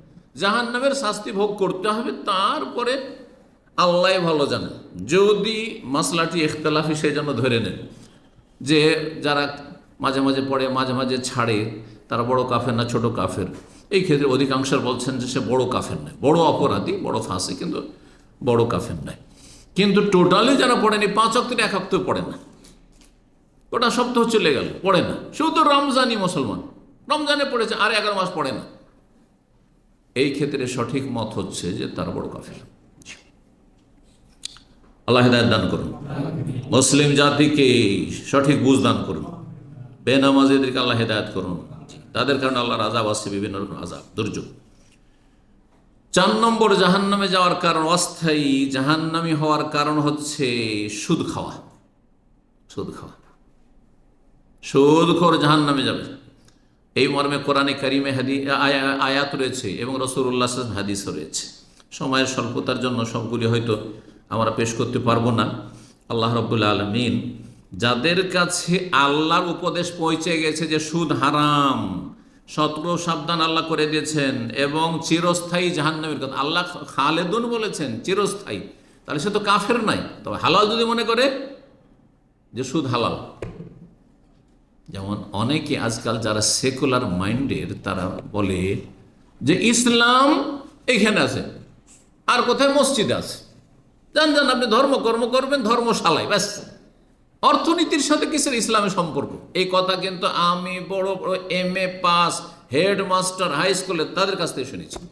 তাহলে কিভাবে মুসলিম, হ্যাঁ, ছেলেরা, মুসলিম মেয়েরা আজকাল সেকুলার হয়ে যাওয়া মানে কাফের হয়ে যাওয়া, এটা অত সহজ নয়। এটা ভাববে না যে সেকুলার মানে মুসলিম, না না না, সেকুলার কাফের, সেকুলারিজম কুফরি। ধর্ম অর্থনীতিতে নেই, ধর্ম রাষ্ট্রনীতিতে নেই, ধর্ম সমাজে থাকবে না, সমাজ বিভিন্ন পাপে জড়িয়ে থাকবে। এগুলো সামাজিক অনুষ্ঠান, বিবাহ শাদী সামাজিক বিশেষত, সেইখানেও ইসলামের কোনো বিধিবিধান প্রযোজ্য নেই। লা হাওলা ওয়ালা কুওয়াতা ইল্লা বিল্লাহ, কুফর, কুফর। আল্লাহ রাব্বুল আলামিন চিরস্থায়ী জাহান্নামী করবেন কেউ যদি হারামকে হালাল মনে করে। না না, এটা কোনো ব্যাপার না। আর যদি হারাম মনে করে সুদ খায়, তাহলে সে পাপিষ্ট মুসলিম, 5 ওয়াক্ত নামাজি, কিন্তু সুদখোর হইত। আর সুদ খায় কিন্তু সে তওবা করে না, আর বিনা তওবা আল্লাহর সামনে হাজির হলো, আর সেটা হালালও মনে করেনি, তাহলে সে জাহান্নামে যাবে, দীর্ঘকাল থাকবে জাহান্নামে। আল্লাহ কঠিন শাস্তির কথা বলেছেন। মহান আল্লাহ ইরশাদ করেছেন সূরা বাকারা আয়াত 275, আল্লাযীনা ইয়াকুলুনা রিবা লা ইয়াকুমুনা ইল্লা কামা ইয়াকুমুল্লাযী ইয়াতাখাব্বাতুহু আশ-শাইতানু মিনাল মাস, যালিকা বিআন্নাহুম ক্বালু ইন্নামাল বাইউ মিসলুর রিবা ওয়া আহাল্লাল্লাহুল বাই'a ওয়া হাররামার রিবা। আল্লাহ বলছে যারা সুদ ভক্ষণ করেছে, সুদি কারবার করেছে, খেয়েছে বা খাওয়িয়েছে, আদান প্রদান করেছে, লা ইয়াকুমুনা ইল্লা কামা ইয়াকুমুল্লাযী ইয়াতাখাব্বাতুহু আশ-শাইতানু মিনাল মাস, হাসরের মাঠে তারা আছাড় খেয়ে খেয়ে মৃগী রোগীর মতো, হ্যাঁ, পড়বে আর উঠবে, পড়বে আর উঠবে। মৃগী রোগীকে দেখেছেন? হ্যাঁ, জি। আল্লাহ বলছেন শয়তান যেসব মানুষকে স্পর্শ করার কারণে সে আছাড় খাচ্ছে আর পড়ছে, উল্টিছে পাল্টিছে, এইরকম অবস্থা থাকবে, দুর্দশা থাকবে, আর সবাই দেখে জানবে যে এরা সুদ করছিল। এই এক আযাব হাসর মাঠে। কেন এই আযাব? যেহেতু তারা বলেছে ইন্নামাল বাইউ মিসলুর রিবা, ব্যবসা আর সুদ সমান সমান। আজকাল অনেক সুদখোর বলে আমার টাকাটা কি বাঞ্ঝা নাকি, আমি যে বছর ধরে ধার দিয়ে রাখবো আর এই করব সেই করব, এতদিন ধরে দিলাম, সে কত লাভবান হলো টাকাটা থেকে, এতদিন তার কাছে পড়ে থাকলো, আমার টাকাটাকে বাঞ্ঝা। হ্যাঁ, আরে বিয়ে শাদী করলে তো বাচ্চা হয়, আমার টাকার বাচ্চা হবে না? ও বাচ্চা সুদ খাবে, বুঝতে পেরেছেন? জি। ইন্নামাল বাইউ মিসলুর রিবা, এরাই বলে যে ব্যবসা আর সুদ একই জিনিস, সুদ আর ব্যবসায় পার্থক্য নেই তাদের কাছে। যেমন ব্যবসা করছে বা রোজগার, অন্য রোজগার করছে, তেমনি সুদও খাচ্ছে। অথচ আহাল্লাহুল বাই'a ওয়া হারামা, আল্লাহ ব্যবসাকে হালাল করেছেন আর সুদকে হারাম করেছেন। আল্লাহ বলছেন ফামান জাহুম ওয়াজাতু মির রাব্বিহি, যার কাছে রবের পক্ষ থেকে উপদেশ চলে এসেছে যে সুদ হারাম, ফান্তাহা, ছেড়ে দিল, ফালাহু মা সালাফ, যা অতীতে করেছে আল্লাহ মাফ করবে। ও আমরুহু ইলাল্লাহ, আল্লাহ তার ফয়সালা করবে, তওবা করলে মাফ আর না করলে মাফ নাই। অমান আদা, কিন্তু হারাম জানার পরে, সুদ হারাম, সুদি কারবার হারাম, তারপরেও যদি ফিরে আসে আবার সুদি কারবারে, তাহলে ফাউলাইকা আসহাবুন নার হুম ফিহা খালিদুন, তারা জাহান্নামী এবং তারা সেখানে চিরস্থায়ী হবে বা দীর্ঘস্থায়ী হবে। যদি হালাল মনে করে তাহলে চিরস্থায়ী হবে, আর যদি হালাল না মনে করে, সুদ এত বড় ধ্বংসাত্মক পাপ যে দীর্ঘস্থায়ী হবে। খুলুদ, দীর্ঘস্থায়ী হওয়াকে চিরকাল বলা হয়। এটা হচ্ছে বাকভঙ্গিমা, আছে না নেই? আপনি সৌদি আরবে 30-35 বছর থাকেন, এলাকাবাসী বন্ধুবান্ধব সব বলবে সারা জীবনটা থেকেই গেলে তুমি সৌদি আরব, বলে না কেন? অথচ সারা জীবন থাকেননি আপনি, তার আগে 25-30 বছর দেশেও থেকে এসছেন, কিন্তু চিরকাল মানে দীর্ঘকাল। রব্বুল আলামিন আরও ইরশাদ করছেন সূরা বাকারার আয়াত 278 এবং 279-তে, ইয়া আইয়ুহাল্লাযীনা আমানুত্তাকুল্লাহা ওয়া যারু মা বাকিয়া মিনার রিবা ইন কুনতুম মুমিনিন ফাইন লাম তাফআলু ফাআযানু বিহারবিন মিনাল্লাহি ওয়া রাসূলিহি ওয়া ইন তুবতুম ফালাকুম রুউসু আমওয়ালিকুম লা তাযলিমুনা ওয়া লা তুযলামুন। হে ঈমানদারগণ, তোমরা আল্লাহকে ভয় করো এবং যে সুদি কারবার করছিলে ছেড়ে দাও আপন অবস্থায়। জানতে পেরেছেন যে সুদ হারাম, এতদিন জানছিলেন না, সুদের ওপরে বন্ধকের জমি বা সুদি কারবারে লেগে আছে, যাকে টাকা ধার রেখেছেন আসল টাকাটা ফিরিয়ে নেন, আসল টাকা ফিরিয়ে নেন। আর বলছেন সুদ নেবো না ভাই, আরাম, সুদ নেবো না, এতদিন জানতাম না বা এতদিন আমি বুঝিনি, এখন আমার হ্যাঁ ইমানে নাড়া দিয়েছে, আমি এই কাজ করব না। অতিরিক্ত এই নয় যে চুক্তি যখন হয়ে গেছে তো এটা নিয়েই নিই, পরে তওবা করবো, এটি চলবে না। জি। তারপরে আল্লাহ বলছেন যদি মুমিন মুসলিম হও তাহলে এটা করো, যে সুদ নেবে না কিন্তু ছেড়ে দাও। ফাইন লাম তাফআলু, যদি না করো না, সুদি কারবার ছাড়বো না, ফাআযানু বিহারবিন মিনাল্লাহি ওয়া রাসূল, তাহলে আল্লাহ এবং তার রাসূলের পক্ষ থেকে যুদ্ধের ঘোষণা শুনে না।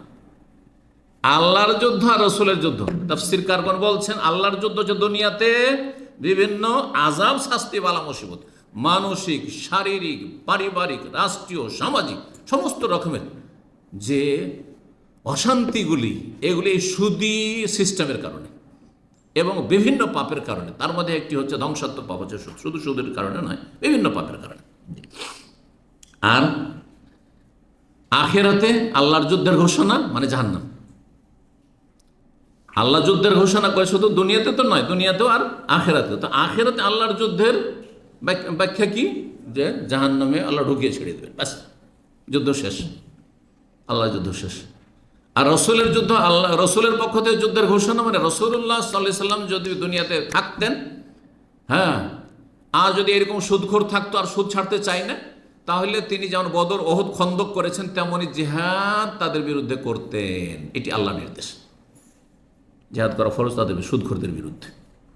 খলিফাতুল মুসলিমিন যদি ইমামুল মুসলিমিন হয়, খলিফায়ে রাশেদদের অনুসারী যদি খলিফায়ে রাশেদিনদের, তাহলে সুদখোর যারা সুদি কারবার ছাড়তে চায় তাদের বিরুদ্ধে যুদ্ধের ঘোষণা করবে। জি, এটা হচ্ছে ইসলাম। নবী সাল্লাল্লাহু আলাইহি ওয়াসাল্লাম স্বপ্নযোগে অনেক জাহান্নাম এবং জান্নাতের দৃশ্য দেখেছিলেন। একটি লম্বা হাদিস সহিহ বুখারী রয়েছে। পুরো হাদিস শোনাইলে তো ওই একটি হাদিস 1-1.5 ঘন্টায় শেষ করা হয়তো মুশকিল হয়ে যাবে। একটা অংশ শুধু, একটা দৃশ্য নবী সাল্লাল্লাহু আলাইহি ওয়াসাল্লাম দেখছেন যে একজন লোক রক্তের নদীতে হাবুডুবু করছে, আর তারপরে সে কিনারা আসার চেষ্টা করছে, যেমন কিনারায় তটে লাগার চেষ্টা করছে, তেমন বড় পাথর দিয়ে তার মুখে কি করা হচ্ছে, মারা হচ্ছে।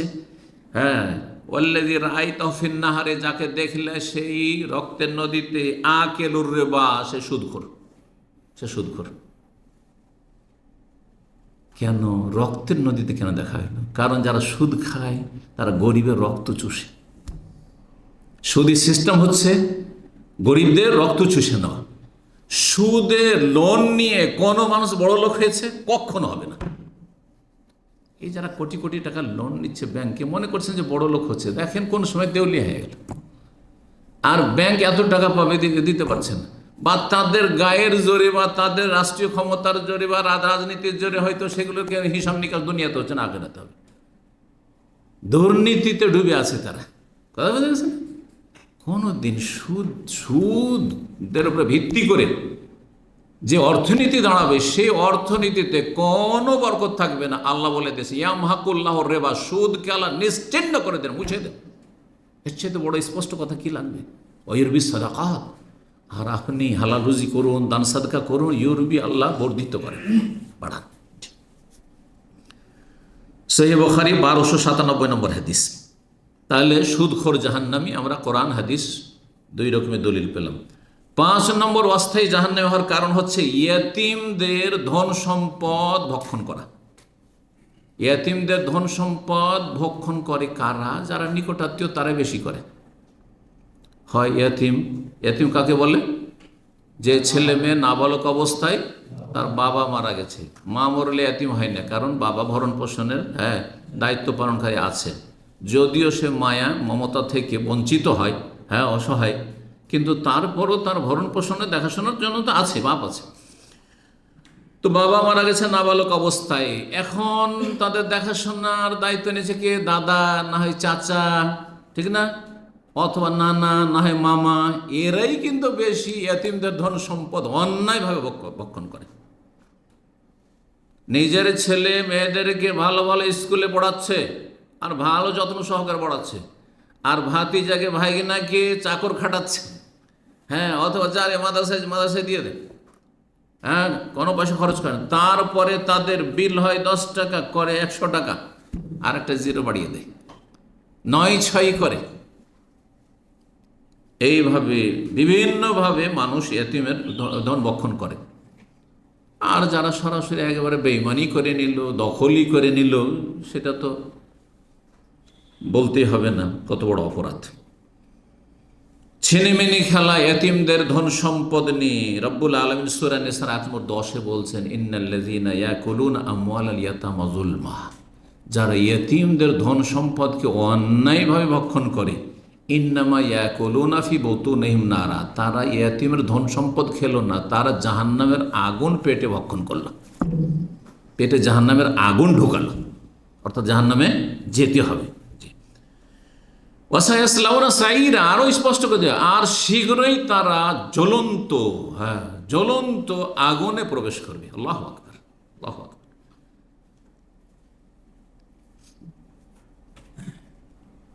ইয়াতিমদের উপরে জুলুম করলে যেমন বড় অপরাধ, তেমন ইয়াতিমদের সাথে সদাচরণ যদি করেন, ইয়াতিমদের প্রতিপালন করেন, ইয়াতিমদের আদর স্নেহ করেন, মায়া মমতা করেন, তার জন্য আনা ওয়া কাফিরুল ইয়াতিমে কাহাত, নবী সাল্লাল্লাহু আলাইহি ওয়াসাল্লামের প্রতিবেশী হতে চাইলে একজন কমপক্ষে ইয়েতিমের আপনি কেফালত করেন, দেখাশোনা করেন।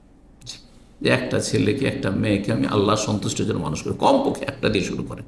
আল্লাহ তৌফিক দান করুন।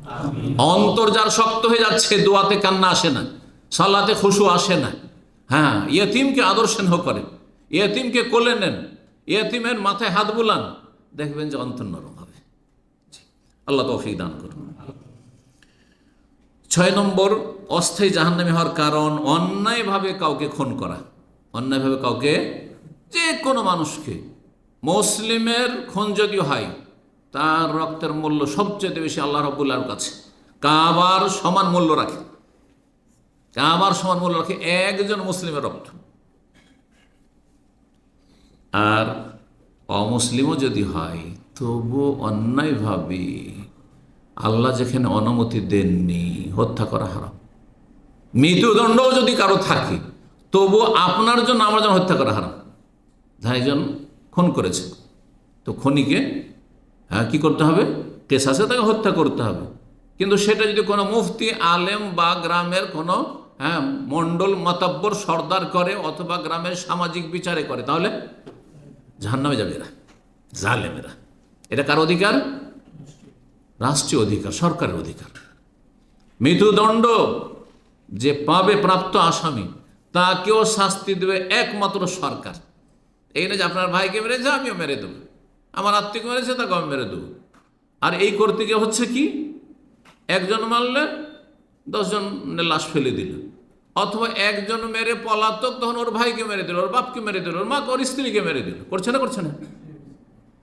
মুসলিমরা এই কাজ করতে পারে যদি ইসলাম সম্পর্কে তাদের কোনো জ্ঞান থাকে আর আমল থাকে আর আল্লাহর ভয় থাকে, জাহান্নাম বলে ভয় থাকে আর জান্নাতের যদি আশাবাদী হয়, তাহলে এগুলো নামকে অস্তে বসলে গণপিটুনি দিয়ে চোর ডাকাতকে মেরে দিল, জায়েজ? হারাম, হারাম। আপনাকে সরকারের হাতে তুলে দিতে হবে, প্রশাসনের হাতে তুলে দিতে হবে, আর বিচার সেখান থেকে চাইতে হবে। আপনার বাড়িতে চুরি করেছে, এই নয় যে আমার বাড়িতে চুরি করতে আমি মেরে দিলাম, না।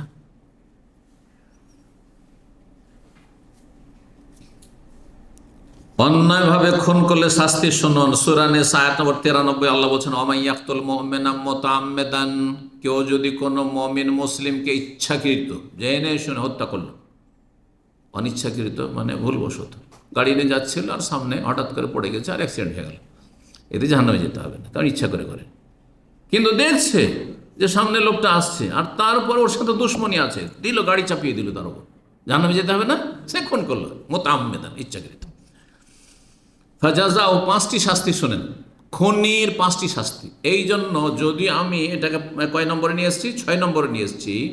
কিন্তু মনে রাখবেন যে খুনের অপরাধ আল্লাহ শিরকের পরে বর্ণনা করেছে, আর নামাজ ছাড়া শিরকের সমতুল্য। তাহলে নামাজ ছাড়ার পরে 2 নম্বরে বলা যেতে পারে শিরক, কুফরি, আর সালাত ত্যাগ করা, ফরজ সালাত ত্যাগ, তারপরেই খুনের অপরাধ।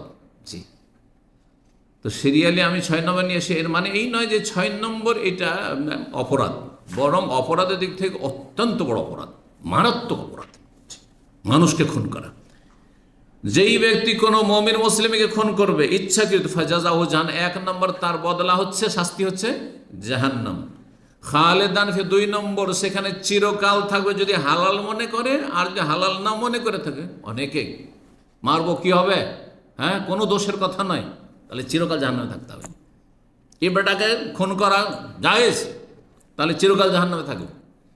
জঙ্গিরা মনে করে যে পুলিশ অফিসারকে মারা জায়েজ, রাষ্ট্রীয় নেতাকে মারা জায়েজ, তাহলে সে চিরকাল জাহান্নামে থাকবে, কারণ হালাল মনে করে একজন মুসলিমকে মারা। যেসব আলেমরা জঙ্গিদের বিরুদ্ধে ফতোয়া দেয়, সালাফি ওলামারা, তাদেরকে তারা মুনাফিক বলে, যে তাদেরকে মেরে জান্নাতে যেতে চায়। খারেজিয়েরা যেমন আলী রাদিয়াল্লাহু তাআলা খুন করে ইবনে মুলজাম জান্নাতে যেতে চেয়েছিলেন। কথা বোঝা গেছে না? হালাল মনে করলো, রক্ত মুমিন মুসলিমের হালাল মনে করলো, তাহলে খালেদান ফি, আসলেই চিরকাল থাকতে হবে জান্নাতে, যতই নামাজ রোজা থাক না কেন। এই জন্য জঙ্গিরা 2 রকম, স্থায়ী জাহান্নামী হইতে পারে যদি হালাল মনে করে, মারতে গিয়ে হালাল লেগে মারা, আর নাশকতামূলক কাজ করেছে কিন্তু হালাল সেটাকে হয়তো মনে করেনি, তাহলে তখন অস্থায়ী জাহান্নামী হতে পারে। এই জন্য জঙ্গিদের বিষয়টি অত্যন্ত মারাত্মক বিষয়। আল্লাহ হেফাজত করে মুসলিম সমাজের মুসলিম যুবক যুবতীদের হেফাজত করে এই জঙ্গিবাদ থেকে, চরমপন্থা থেকে। তাহলে 2 নম্বর শাস্তি, চিরকাল বা দীর্ঘকাল থাকতে হবে। ওয়াগাদিব আল্লাহ, আল্লাহর গজব হইতে থাকবে, ক্রোধ। আল্লাহ কখনো ভালো সন্তুষ্টির নজরে দেখবেন না, আল্লাহর ক্রোধ নামতে থাকবে, গজব নামতে থাকবে। ওয়াল্লান, আল্লাহ লানত, অভিসম্পদ হইতে থাকবে, রহমত থেকে বঞ্চিত করার ঘোষণা। ও আদালাহু আযাবান আযীম, মহা শাস্তি আল্লাহ তৈরি করে রেখেছেন জাহান্নামে। 5টি শাস্তি যদি কেউ মুমিন মুসলিমকে খুন করে। অমুসলিমকে কেউ যদি খুন করে, রাসূলুল্লাহ সাল্লাল্লাহু আলাইহি ওয়াসাল্লাম, সহিহ বুখারী হাদিস, মান কাতাল মুআহাদান লাম ইয়ারাহ রায়াহাতাল জান্নাহ, একমাত্র রণক্ষেত্রে আপনার বিরুদ্ধে অস্ত্র ধরে এসছে, আপনার জাতির বিরুদ্ধে অস্ত্র ধরে এসছে, আপনি তখন মারা যায় যুদ্ধের ময়দানে। কিন্তু এমনি রাস্তাঘাটে চলাফেরা করছে, অথবা নিরীহ মানুষ তারাও বসবাস করছে, আপনিও বসবাস করছেন, অথবা তারাও কাজের জন্য প্রবাসে এসছে, আপনিও এসেছেন বা আপনারা এসছেন, আর কেউ মেরে দিলেন, এটা যদি করে মান কাতালা মুআহাদান, চুক্তি যাদের সাথে রয়েছে, যে কোনো রকমের চুক্তি হোক না কেন, সেটা ব্যক্তি চুক্তি হোক, রাষ্ট্রীয় চুক্তি হোক, আন্তর্জাতিক চুক্তি হোক, আজকাল সবচেয়ে আন্তর্জাতিক কূটনৈতিক চুক্তি আছে না নাই? যদি কোনো অমুসলিমকে কেউ খুন করে দেয়, লাম ইয়ারা রাইহাতাল জান্নাত, পথ দূরের কথা, জান্নাতের সুগন্ধি পর্যন্ত পাবে না। ওয়াইন্না রিহা লাতুজাদু মাসিরাতা আরবাঈনা আমান, অথচ জান্নাতের সুগন্ধি, জান্নাত 40 বছরের দূরত্বে আছে, এখনো 40 বছর লাগবে যেতে। জি, এই দুনিয়ার গতিতে যদি যাওয়া হয়, এত দূর থেকে জান্নাতের সুগন্ধি পাওয়া যাবে। তারপর এই লোক যে অমুসলিমকে খুন করেছে, সে জান্নাতে যাবে না। সুতরাং আল্লাহ রাব্বুল আলামিনের কাছে দোয়া করি, আল্লাহ যেন মানুষের রক্ত থেকে আমাদের হেফাজত করেন।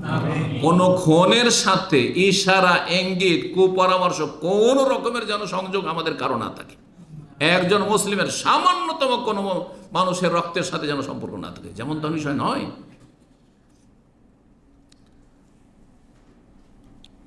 রব্বুল আলামিন আরো ইরশাদ করেছেন সূরা আনামের আয়াত নম্বর 151, ওয়ালা তাকতুলুন নাফসাল্লাতী হারামাল্লাহ। জি, এমন ব্যক্তিকে হত্যা করিও না যাকে হত্যা করা আল্লাহ নিষিদ্ধ করেছেন, হারাম করেছেন, ইল্লা বিল হক, তবে ন্যায় সঙ্গত হইলে। ন্যায় সঙ্গত, মৃত্যুদণ্ডপ্রাপ্ত আর সরকার দিচ্ছে, এটা ন্যায় সঙ্গত। যে ক্ষেত্রগুলি নবী সাল্লাল্লাহু আলাইহি ওয়াসাল্লাম 3টি ক্ষেত্র বলেছেন। জি, তারপরে সূরা ফুরকানের আয়াত দিয়ে শুরু করেছিলাম, এখানে শেষ করে তাহলে ওয়াল্লাযীনা লা ইয়াদউনা মা আল্লাহি ইলাহান আখার, যার রহমানের বান্দা জান্নাতি, তারা শিরিক করে না, আল্লাহর সাথে অন্যকে ডাকে না। ইয়া গৌস বলে না, হরে রামও বলে না, ইয়া খাজাও বলে না, একমাত্র ইয়া আল্লাহ, ইয়া রব, একমাত্র আল্লাহর কাছে চাই তারা।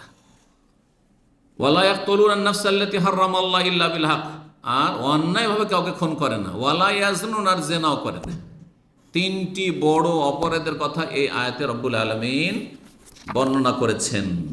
সূরা ফুরকান আয়াত নম্বর হচ্ছে আপনার 70, 68 থেকে শুরু করে 70 পর্যন্ত বিস্তারিত আলোচনা রয়েছে।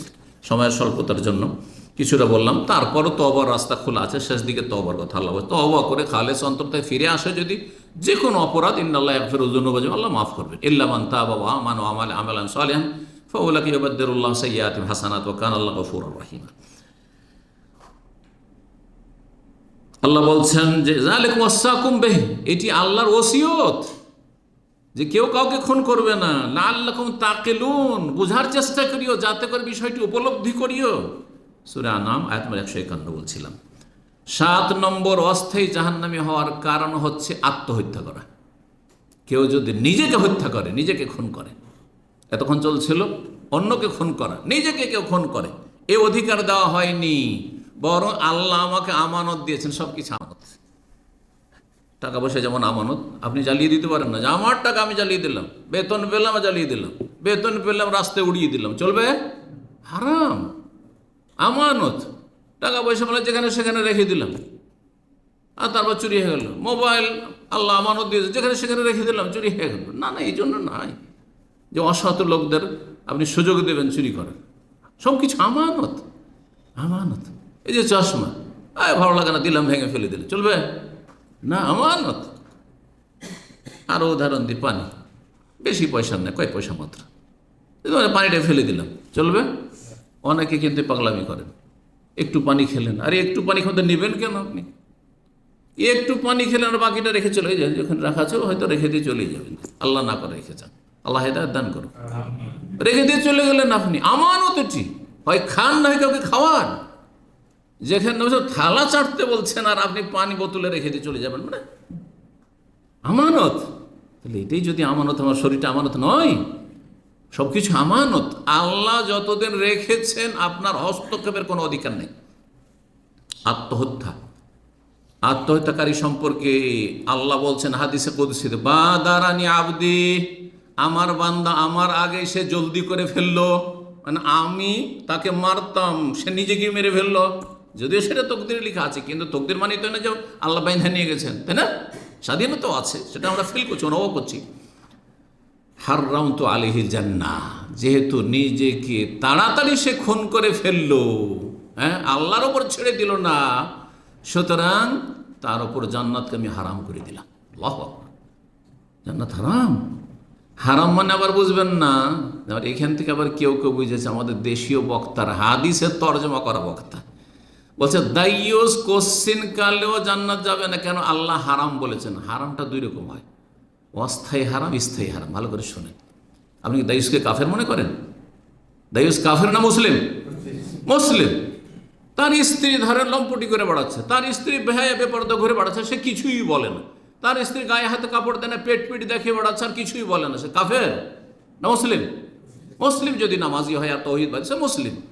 তাহলে মুসলিম কি করে স্থায়ী জাহান্নামী হতে? মুসলিম যদি স্থায়ী জাহান্নামী হয়, তার মানে আপনি খারিজি। তাহলে আপনার খারিজি আকীদা। খারিজিরা বলছে কাবিরা গুনার কারণে মানুষ চিরস্থায়ী জাহান্নামী হবে। আহলে সুন্নাত ওয়াল জামাত কেউ বলছেন না, হানাফি, শাফি, মালিকি, হাম্বলি, আহলুল হাদিস কেউ বলে না।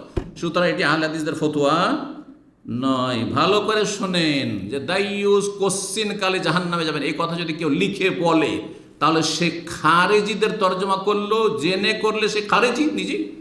হ্যাঁ, খারেজিদের ফতোয়া দিল, সে আহলে সুন্নাতের ফতোয়া দেয়নি। এটা আহলে হাদিস ফতোয়া, সালাফি ফতোয়া নয়, হানাফি ফতোয়া নয়, শাফিও না, মালিকিও না, হাম্বলিও না। ভালো করে শুনে রাখেন। তাহলে হারাম জিনিসটি হচ্ছে কীরকম? হ্যাঁ, তাকিদের জন্য, তাবিদের জন্য। একটি হচ্ছে শক্ত করে বয়ান করার জন্য, শাসানিমূলক, দীর্ঘকাল হারাম, কিন্তু চিরকাল হারাম নয়। আরেকটি হচ্ছে চিরকালে হারাম। কাফের যে ইমান ভঙ্গ করে দুনিয়া থেকে যাবে, তার জন্য জান্নাত চিরতরে হারাম। আর যেই ব্যক্তি ইমান রক্ষা করে যাবে কিন্তু পাপিষ্ট, তার জন্য দীর্ঘকাল জান্নাত হারাম। এবার বোঝা গেছে? এই ব্যাখ্যা যদি জেনে নেন, তাহলে আপনি মধ্যমপন্থী মুসলিম, সহি আকীদা মানহাজের মুসলিম হইতে পারবেন। জি, আল্লাহ তৌফিক দান করুন। একটি হাদিস শুনিয়ে শেষ করব, তার আগে আয়াত শোনাই। আত্মহত্যা সম্পর্কে আয়াতও আছে। আত্মহত্যার একটি আমার আলোচনা 1 ঘন্টার আছে, বিস্তারিত আছে, কিন্তু এখানে যেহেতু প্রসঙ্গ অন্যরকম, সুতরাং একটি করে দলিল। সূরা নিসার আয়াত 29, আল্লাহ ওয়ালা তাকতুলু আনফুসাকুম, তোমার নিজেদেরকে খুন করিও না, মানে আত্মহত্যা করিও না। এটা হচ্ছে একটি তফসির। আরেকটি তফসির হচ্ছে তোমরা একে অপরকে খুন করিও না। এটাও তার মানে অন্যকেও খুন করিও না। অন্যকে খুন করা মানে নিজেকে খুন করা। যখন অন্যকে খুন করলেন, আপনার মতো তার রক্ত মাংস, আপনার মতো তার আত্মা, আপনার মতো তার বেঁচে থাকার অধিকার ছিল, আপনার মতো তার বেঁচে থাকার প্রয়োজন ছিল, তার দিকে অনেকে তাকিয়ে আছে, সে অনেকের ভরণ পোষণ দেখাশোনা করছে, যেমন আপনি করছেন। এটা ওয়ালা তাকতুলু আনফুসাকুম। আর আরেকটি অর্থ ওয়ালা তাকতুলু আনফুসাকুম মানে তোমরা আত্মহত্যা করিও না। ইন্নাল্লাহা কানা বিকুম রাহিমা, কারণ আল্লাহ তোমাদের উপর বড় দয়ালু, মায়া মমতা করেন। আল্লাহ চান না যে নিজে থেকে চলে যাও এইভাবে, হ্যাঁ, আত্মহত্যা করে আর তারপরে জাহান্নামে ঢুকে যাও। কারণ আত্মহত্যা করে গেলে জাহান্নামে যেতে হবে। আল্লাহ বড় রহিম, আল্লাহ চান না যে জাহান্নামে দেবো, কিন্তু তুমি জাহান্নামে কেন যেতে চাইছো আত্মহত্যা করে? জি, আল্লাহু আকবার। কত আল্লাহর মায়া, চিন্তা করুন তো দেখি। আল্লাহ বলছে আল্লাহ রহিম, আল্লাহ দয়ালু, তুমি মারছো কেন নিজেকে? কেন তুমি আত্মহত্যা করতে যাচ্ছ? ওয়ালা তাকতুলু আনফুসাকুম। আল্লাহু আকবার। যদি আমরা এগুলি যদি অনুভব করি, তো আমাদের ঈমান আরও সতেজ হয়ে যাবে যে আল্লাহ কত মায়া মমতা। বাপ মায়ের চাইতে অনেক বেশি মায়া, তুলনাই চলে না। হাদিসে রয়েছে তুলনায় চলে। বাপ মায়ের মায়া হচ্ছে সীমিত মায়া, যতই বেশি মায়া হোক না কেন, তারপরও সীমিত রব্বুল আলমিনের মায়া, মমতা, রহমত, দয়ার তুলনায়। জি, হাদিস একটি, সেই হাদিসটি দিয়ে শেষ করছি। রাসূলুল্লাহ সাল্লাল্লাহু আলাইহি ওয়াসাল্লাম থেকে আবু হুরায়রা বর্ণনা করছেন, ক্বালা রাসূলুল্লাহ সাল্লাল্লাহু আলাইহি ওয়াসাল্লাম মান কাতালা নাফসাহু বিহাদিদাতিন, কোনো ব্যক্তি যদি আত্মহত্যা করে লোহার ধারালো অস্ত্র দিয়ে, যে কোনো লোহার অস্ত্র দিয়ে, বন্দুক, হ্যাঁ, পেস্তুল, এটাও লোহার অস্ত্র ধারে, ফাহাদিদাতু ফি ইয়াদিহি, কিয়ামতের দিনে জাহান্নামে জ্বলবে, এবং সেই লোহার অস্ত্র, চাকু হইলে চাকু, ছুরি হইলে ছুরি, আর যে বন্দুক হয়, পেস্তুল হয়তো সেটাই, রিভলভার হলে সেটাই, তার হাতে ইয়াতাওয়াজ্জাউ বিহা ফি বাতনিহি ফি নারি জাহান্নাম, জাহান্নামের আগুনে সে নিজের পেটে ঢুকাইতে থাকবে, বা যেখানে মেরেছে সেখানে। তাহলে অনেকে পেস্তুল গুলি করে, মাথায় গুলি করে, যেমন কয়েক বছর আগে হতভাগা করলো, তো সেটা করতে থাকবে, মার, গুলি কর, নিজেকে গুলি কর। খালেদান মুখাল্লাদান ফিহা আবাদা, সেখানে চিরকাল। খালেদান শুধু বলেননি, মুখাল্লাদান ফিহা আবাদা, চিরকাল সেখানে থাকবে। তার মানে কি চিরকাল? হাদিসে তর্জমা করে মানে দীর্ঘকাল থাকবে। আত্মহত্যাকারী দীর্ঘকাল জাহান্নামে থাকবে, কারণ তওবার সুযোগ পেল না। তো আত্মহত্যার অপরাধটি এমন একটা অপরাধ যে এরপরে তবার কোনো চান্স নেই। আরে জেনা ব্যভিচার করার পরে, মদ খাওয়ার পরে তবার চান্স আছে, কারণ হায়াতের সম্ভাবনা আছে, কিন্তু আত্মহত্যার পর আর কোথায়, শেষ, আমলের দরজা বন্ধ। সুতরাং মারাত্মক বিষয়টি, মারাত্মক বিষয়, আল্লাহ হেফাজত করুন। একজন মুসলিমের সামান্যতম ইসলাম সম্পর্কে জ্ঞান থাকলে আর আল্লাহর ভয় থাকলে এই কাজে কখনো এগিয়ে যাবে না। অমান সারে বা সোম্মান, আর কেউ যদি বিষ পান করে আত্মহত্যা করে, ফাকাতাল নাফসা ফাহুয়া ইয়াতাহাসসা ফি নারি জাহান্নাম খালিদান মুখাল্লাদান ফিহা আবাদা, চিরকাল জাহান্নামে জ্বলতে থাকবে আর বিষ পান করতে থাকবে, বিষ পান করবে আর সেই শাস্তি পাবে, আবার বিষ পান করবে, আবার বিষ পান করবে, মরণ আসবে না কিন্তু কষ্ট পেতে থাকবে বিষ পানের। ওমান তারাদ্দা মিন জাবালিন, যে দুনিয়াতে উঁচু জায়গা থেকে, পাহাড় থেকে বা বড় বড় টাওয়ারের ছাদ থেকে পড়ে আত্মহত্যা করেছে, অনেকে করেছেন না, প্রেমিক প্রেমিকা ভালোবাসা প্রদর্শন করতে গিয়ে, আউযুবিল্লাহি মিনাশ শাইতানির রাজিম। কত নিকৃষ্ট এরা, কত নিকৃষ্ট, কীট পতঙ্গ যে পেশাব পায়খানা তাদের চাইতে নিকৃষ্ট যারা এইসব কাজ করে। এক তো নোংরামি করেছে, লুচ্চামি করেছে, জেনা ব্যভিচার অশ্লীলতা, আর তারপরে আবার আত্মহত্যা করছে। অমান তারাদ্দা মিন জাবালিন, কেউ যদি কোনো উঁচু জায়গাতে পাহাড় পর্বত থেকে আছাড় খেয়ে পড়ে আত্মহত্যা করে, ফাকাতালা নাফসা ফাহুয়া তারাদ্দা ফি নারে জাহান্নামের আগুনে, উঁচু উঁচু পাহাড় পর্বত থাকবে, আগুনের পাহাড় পর্বত, সেখান থেকে আছাড় খেয়ে খেয়ে পড়বে আর আগুনে খালিদান মুখাল্লাদান ফিহা আবাদা, চিরকাল সেখানে জ্বলতে থাকবে। সহিহ মুসলিম 3020 নম্বর হাদিস। আর সহিহ বুখারী মুসলিমে আর একটি হাদিসের, ওই হাদিসের একটা অংশ, ওমান কাতালা নাফসাহু বিশাইইন, যেহেতু দুই একটি দৃষ্টান্ত তুলে ধরা হয়, এটা দিয়ে এটা দিয়ে ওইটা দিয়ে, এছাড়াও তো অন্য কোনো পন্থায় কেউ আত্মহত্যা করতে পারে। তারপর ওমান কাতালা নাফসাহু বিশাইইন, রাসূলুল্লাহ বলছেন কোনো ব্যক্তি যদি কোনো কিছু দিয়ে আত্মহত্যা করে, কোনো কিছু দিয়ে আত্মহত্যা করে, উযযিবা বিহি ফি নার, সেটা দিয়ে তাকে জাহান্নামের আগুনে শাস্তি দেওয়া হবে, জাহান্নামের আগুনে সেটা দিয়েই তাকে শাস্তি দেওয়া হবে। যেমন কেউ যদি অঙ্গহানি করে, হাত পা কেটে নিল নিজের, আউযুবিল্লাহ, আর তারপরে আত্মহত্যা করলো, তাহলে ওইভাবে শাস্তি দেওয়া হবে। যে যেমনভাবে এক কথায় আত্মহত্যা করবে সেইভাবে তাকে জাহান্নামের শাস্তি দেওয়া হবে। আল্লাহ রাব্বুল আলামিন আমাদেরকে সমস্ত অনিষ্ট থেকে বেঁচে থাকার তৌফিক দান করুন, সমস্ত পাপ থেকে, অন্যায় থেকে, জুলুম অত্যাচার থেকে বেঁচে থাকার তৌফিক দান করুন। কথা লম্বা হয়ে গেছে, আর 7টি বিষয় আমরা আলোচনা করলাম, আর বাকি ইনশাআল্লাহ আমাদের সামনে 13টি থাকলো। আগামী সপ্তাহে ইনশাআল্লাহ তাআলা সেগুলি আলোচনা করব। আল্লাহ রাব্বুল আলামিন যেন তৌফিক দান করেন এবং আল্লাহ আমাদেরকে সমস্ত গুনাহ থেকে বেঁচে থাকার তৌফিক দান করেন, ভালো আমলের তৌফিক দান করেন, ফরজ ওয়াজিব আদায়ের তৌফিক দান করেন, মানুষের হক আদায় করার তৌফিক দান করেন, মানুষের রবের হক যথাযথ আদায় করার তৌফিক দান করেন। আল্লাহ রাব্বুল আমাদেরকে জান্নাতুল ফিরদৌস দান করেন, জাহান্নামের আযাব থেকে, কবর আযাব থেকে রক্ষা করেন। ওয়া সাল্লাল্লাহু সাল্লাম আলা নবিয়িনা মুহাম্মদ ওয়া আলা আলিহি ওয়া সাহবিহি আজমাইন।